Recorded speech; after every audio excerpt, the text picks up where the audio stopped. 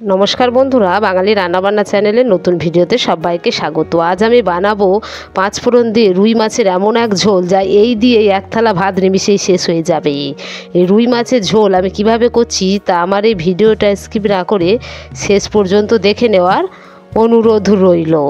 एई recipe बानानोर जोन्नो एखाने आमी 4 पिस रुई माछ निয়েছি, दुटो पेटी और दुटो चाका निয়েছি, परिष्कार करे धुए निয়েছি। एबार एखाने हाफ पातिलेबुर रस माछेर मध्य दिए दिচ্ছি। पातिलेबुर रस दिले कि होबे माछेर जे आष्टे भाबटा थाके सेटा केटे जाबे।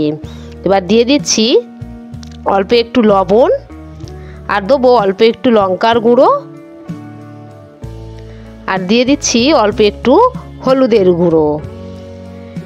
एबारे भालोभाबे माछेर गाये लवण हलुद और लंकाटाके मिशिए नेব। ভালোভাবে সমস্ত মাছের গায়ে মিশিয়ে নিয়েছি। এটাকে এইভাবেই 15 মিনিট আমি রেস্টে রেখে দিচ্ছি। এবার এদিকে গ্যাসেতে কড়া গরম করতে বসিয়ে দিয়েছি।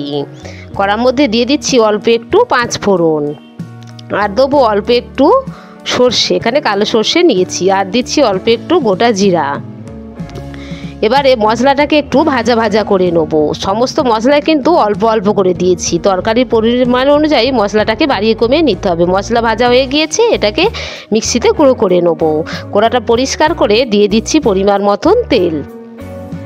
তেলটাকে ভালোভাবে গরম করে নিয়েছি। এবারে একে একে মাছগুলোকে ভেজে নেব। মাছগুলো কড়াতে দেওয়ার আগে অবশ্যই তেলটাকে কিন্তু ভালোভাবে গরম করে নিতে হবে, না হলে মাছগুলো কড়াতে ধরে যাবে। এদিকে যে মশলাটা গুঁড়ো করে নিয়েছিলাম সেটা একটা পাত্রের মধ্যে ঢেলে নিয়েছি।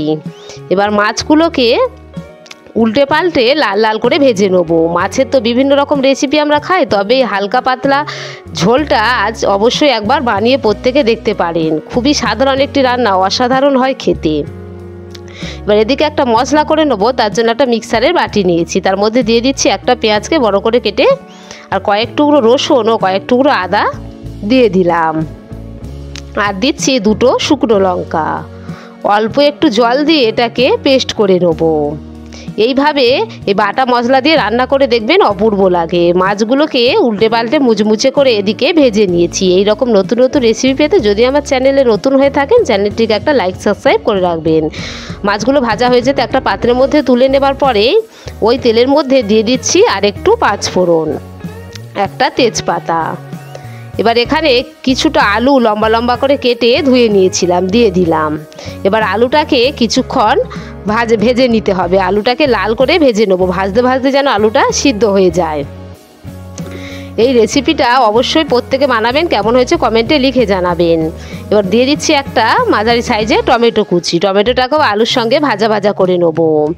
মাছের এই রেসিপিটা এতটা অপূর্ব হয়, এই দিয়ে এক থালা ভাত নিমিষে শেষ হয়ে যাবে। যে বাটা মশলাটা করে রেখেছিলাম সেইটাকে দিয়ে দিলাম, আর দিচ্ছি লঙ্কার গুঁড়ো, আর দিচ্ছি হলুদের গুঁড়ো, আর দিয়ে দিচ্ছি কালারের জন্য একটু কাশ্মীরি লঙ্কার গুঁড়ো, আর দিয়ে দেবো স্বাদ মতো লবণ।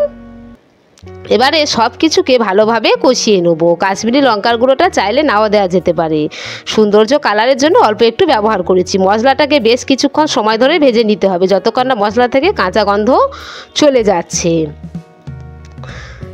ভালোভাবে মশলাটাকে আলুর সঙ্গে বেশ কিছুক্ষণ ধরে কষিয়ে নিয়েছি। দিয়ে দিচ্ছি পরিমাণ মতন জল। যেহেতু আলু খুব ভালোভাবেই ভাজা ছিল তাই খুব বেশি জলের প্রয়োজন হবে না, যেমন ঝোল রাখবে সেই অনুযায়ী জল দিলে হবে। আমি খুব বেশি জল দিলাম না। এবার ঢাকা দিয়ে এটাকে রান্না করে নেব। ফিরে আসছি কিছুক্ষণ পরে, দেখুন আলু মোটামুটি ভালো রকমই সিদ্ধ হয়ে গেছে। এবার এখানে ভেজে রাখা মাছগুলোকে দিয়ে দিলাম। সব কিছুকে আবার একটু নাড়িয়ে চাড়িয়ে নিচ্ছি। এই তরকারিটা এতটা অপূর্ব হয় দেখতে, খেতে যে কি দারুণ, না বানালে বোঝা যাবে না। ঢাকা দিয়ে কিছুক্ষণ এইভাবেই ফুটিয়ে নেব।